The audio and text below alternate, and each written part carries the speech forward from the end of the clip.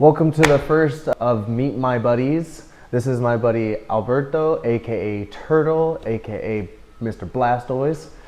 So tell me a little bit about you, bro. What's your day life look like? So pretty much I start my day off usually in the mornings. Around 6 a.m. I try and be at either down Jiu-Jitsu or I would be going to Costa Mesa UFC. But right now, pretty much try and train once in the morning or once in the afternoon. Either catch a class at noon or 10.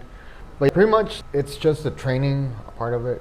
Yeah, what about this place? This is obviously your little spot. You guys Okay. do trading cards and stuff like that. Is this your daily? So pretty much we're having this event space open up for us, and we're trying to host different events and stuff like that. Actually, we're hosting a jiu-jitsu tournament on the 28th. Come so if you guys want to go ahead and check it out, it'd be really cool. We call it the Poke Cup. It's from Daima Events. It's gonna be super lit. I think it's from 10 to 2. So the matches are going to be posted on Daima Events. So if anybody wants information, that's where to go. But it's on the 28th, and we're having it here. Like I mentioned, we have an event space. So this doubles as a card shop as well as an event space then. So in the front, we're having vendors set up their booths and stuff like that. We're still building it up. It's a work in progress. So we're still looking at different things we could do for the shop and stuff like that. But Does your training get in the way of building up all this? Are you tired or shit like that? well, it's just like doing one thing or the other. You sometimes don't have enough time to go train, to recover, and go about your daily task. And I think that's why, for me at least, a 6 a.m. class is so important to me, because if I go directly to work afterwards, it's not as time consuming. You get that morning practice in, and then the rest of the day you're free to do whatever you need. That makes sense. That's just personally me. 6 a.m. dog. It's hard to wake up. Oh, it's hard, bro. It's tough. I be getting all sore because I train at night, obviously. So I get all sore from the night before, and then I wake up at 5 o'clock. And do I really want to go to practice? You know what I mean? You're fighting for your life, dude. Yeah. Even before you get to jiu-jitsu, you're like, Exactly. you feel so beat up sometimes. And I train too at nights too. Around I like see- 6:30. I see you at Down Jiu-Jitsu on Tuesdays and Thursdays usually. Tuesdays and Thursdays. No yeah. gi life, baby. I love it both, but there's something about no-gi. I don't know, more in the moment, more, I guess, quicker thinking. Definitely, it's a fact that with gi, it kind of slows it down. Or it could slow it down, because I've seen some crazy submissions where they just grab the dude and From the close guard, they're choking them out. It's crazy. That's mainly why I don't like doing it so much. Yeah. There's just so much, dude, that I don't know. Because as you know, dude, I come from wrestling, and I have that background of just go. Right. So when I have somebody that I try to run away and it's just getting tighter and tighter, what the hell is going on? Dude, it's rough. But, dude, so you train both? Yeah, I like both, but there's something like more that I like about no-gi. Gi, it's a lot of thinking, and you could slow it down. And I guess you could compare it to a chess match, where you're setting up your moves in a way where it's very little adjustments and they work in your favor or against you. Almost like you're leading them into something that you want, hopefully, before they lead you To their stuff. That makes sense. And then how long have you been training for? This time around, I'm about a year and a half. You did it before too? I was actually training over at Team Oyama over there at Where Gianni's at? Shout out. I was there 10 years ago, dude. So I was like, missed opportunity on that. I should have kept on training, and both me and my brother started the sport, training with each other. But he kept going, and right now he's a purple belt. So it's like, Oh, you feel like you got on it? left behind, but life happens. So of course. that's one thing you can't really focus on is the regrets. 100%. And I think jiu-jitsu teaches you that a lot. It makes you let go of your ego. It makes you like, once you're caught in something and you're done, you could fight it.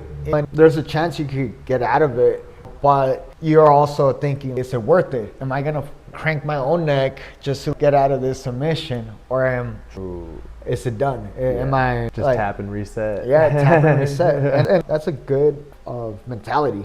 you gave it your all, and you're just like, You got me, dude. You got me. Yeah. Well, especially in the gi, because if you try to fight those things, it typically just gets tighter and tighter until you pass out. I passed out. Yeah, you have? Yeah, you passed out. Not from no gi, but it was like right at that cusp where I woke back up and I was like, oh shit, that's right. I was rolling, you know, because you get amnesia for a minute, bro. Yeah, because you forget what just happened or where am I? My buddy one time, my buddy Remo, shout out to Remo, was just he was getting the move shown on him. A cross collar, bro, a little bow and arrow. And he had, I guess Lucas just took a little bit slower time in showing this one little transition.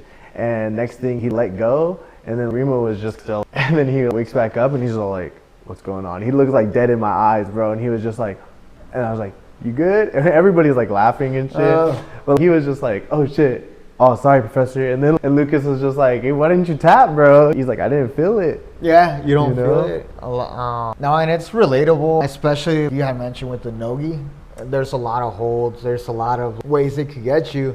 And I think you were mentioning you're a wrestler, right? Yeah, I could relate to that too. I was a wrestler for all throughout high school. I never played because I never competed or dude, I was such a bad kid, dude. Nah, Such a bad okay. kid. Hey, jiu-jitsu saved your life then.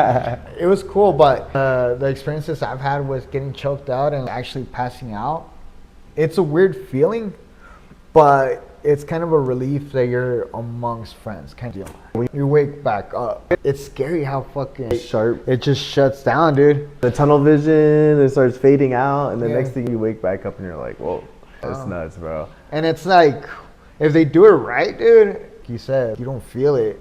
Nah. So there was one choke where the guy, I hadn't even passed his guard, and he had me in Almost like a baseball choke. and by the time he let me pass his guard, It sounds like the baseball choke. He just sunk it in, and by the time I tried tapping out on him, It's too late. I was already on the floor, so I tapped out on the floor, dude. I'm dead, bro. I'm dead. Yeah. Dude, it happens so quick, dude. I'm telling you. I've almost been there a few times, and you start hearing the whomp in your head. Your pressure goes all the way up in your brain, and it gets real quick. But if you try fighting it too long, you're out. Oh. You're out. I've only put one person to sleep, and it was because they just didn't want to tap. They were just being stubborn. And it's at practice. I never get that. Why are you gonna? One, you wake up the next day and your neck hurts, or whatever it is. You know what I mean? You're sore as fuck, dude. But speaking of that, what's your recovery look like? Because if you're training once, maybe twice a day, well, what does that look like for you? Are you hitting the sauna? I do hit the sauna, but I smoke a lot. And it does have its pros and cons. I do enjoy the Buddies brand just because they have certain rubs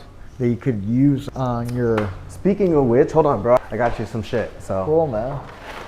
Hey. So if you guys don't know, Buddy's actually sponsored this whole interview and everything. So we got him a little care package, and it comes with what he was just about to mention. CBD. Yes, bro. Go ahead and dig in there and check it out. Cool, man. It's a bunch of stuff. Cool. You got your lanyards. There's also a little notebook on There's how two the of stuff these, works. dude. Damn. There's two different types. Two different ones. So these are full spectrum. I can't say the other word, but it's a full spectrum roll-on. It's like icy hot, or we call it fire and ice, because it's got to have that fire. Wow, dude. Dude, topicals like this is one of the best recovery options as far as somebody that doesn't want to do or doesn't have the time to do a lot of the other recovery stuff. So at least the way I go about doing this is these guys, if I do have a sore shoulder, instead of taking NyQuil or Tylenol, I dislike the pharmaceuticals. I dislike pharmaceuticals. And it's just a personal thing. We could get into it, but it's a long thing. But I dislike pharmaceuticals, and I believe in topicals or great products like this. There's a lot of other stuff out there in the market, but especially for athletes, this works wonders, and I'm super excited. I'm gonna get two of these, dude, because and those things last forever, dude. There's also some sample packs in there too if you wanted to go a little extra on it, if you know what I mean. There's also that little pamphlet teaching you what it is, how it works, the level of stuff it works with. Just give you a little bit of care package, bro. We want to take care of our buddies. We're all about family, friends, and buddies. So there's a few of these guys. Yeah, that's what I'm saying. We got you stacked up, bro, so you should be good for the next couple years. That's a good amount. Dude, I beat myself up. I'm probably going to run through this. Dude, I use roll-on probably once or twice a day, and then that it lasts me probably 2 months, 3 months, bro. It doesn't take much, bro, and then it makes you go numb and you're good to go. So I love it, bro. Got one at the last Daima event at Tulsa. The Face Combat Showcase. Dude, and I ran through that, but I'm so excited. I got new ones, dude. well, now we got you more, dog. Dude, I'm so excited. But dude, that'll help you out a lot for any of this stuff. In recovery, and especially we were mentioning, it's very spot on.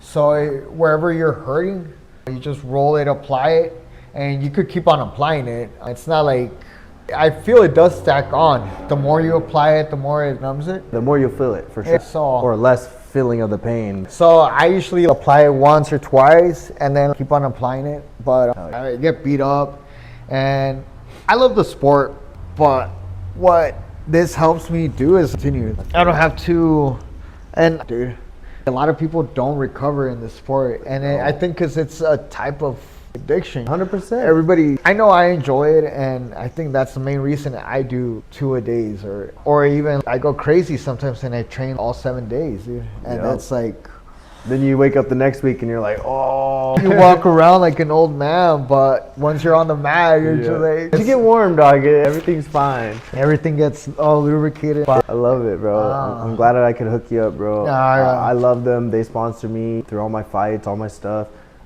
They're big supporters of athletes and jiu-jitsu. They've done some countless things with us. But I want to know more about you guys' stuff. If you want to go ahead and plug out all your people, all your places, you're more than welcome to. So we had discussed earlier, we're having that youth jiu-jitsu tournament, the Poke Cup, presented by Daima Events. It's going to happen on February 28th. So for any information, please go ahead and follow Daima Events on Instagram.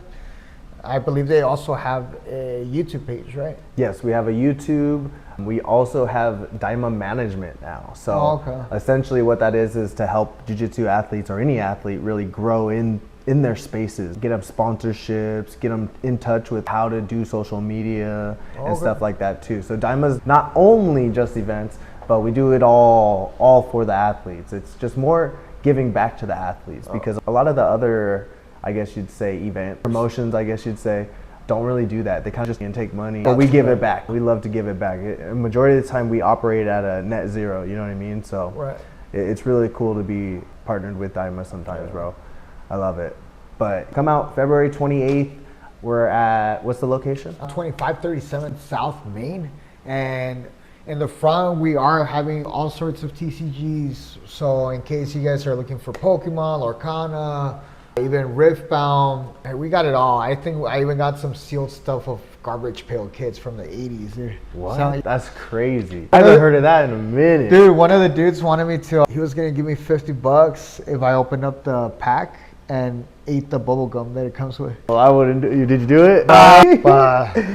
Maybe 100, but not 50. I wanted to. I was like, fucking shoot it.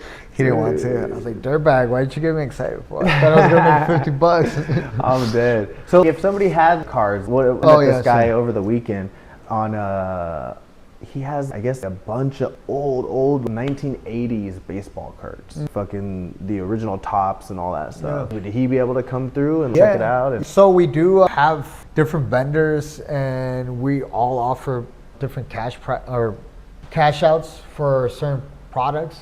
I know there's a few vendors here that do sports and, well, we have one guy that was doing both One Piece and sports.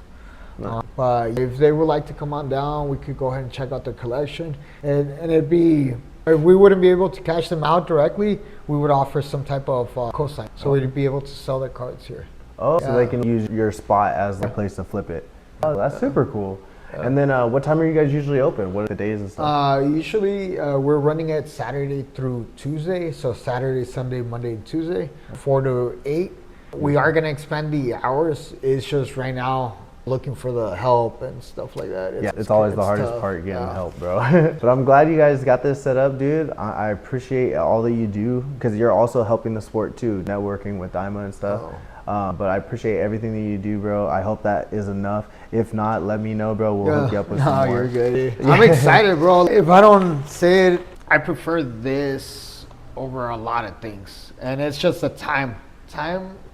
Because you don't need to sit in a sauna, and it's good. Sauna has its place, but we're living in a world where you have to go to practice and go to work, then go do your side gig or whatever. Spend 30 minutes in the sauna plus the time in Practice. Showering and all that other stuff. So this is a lot easier. It's definitely a time saver, and it's just so great how it works, dude. I'm just so excited to have you. I appreciate you. Thank you, Thank bro. you, dog, for having an interview with me. And we'll see each other soon. Yeah, thank you.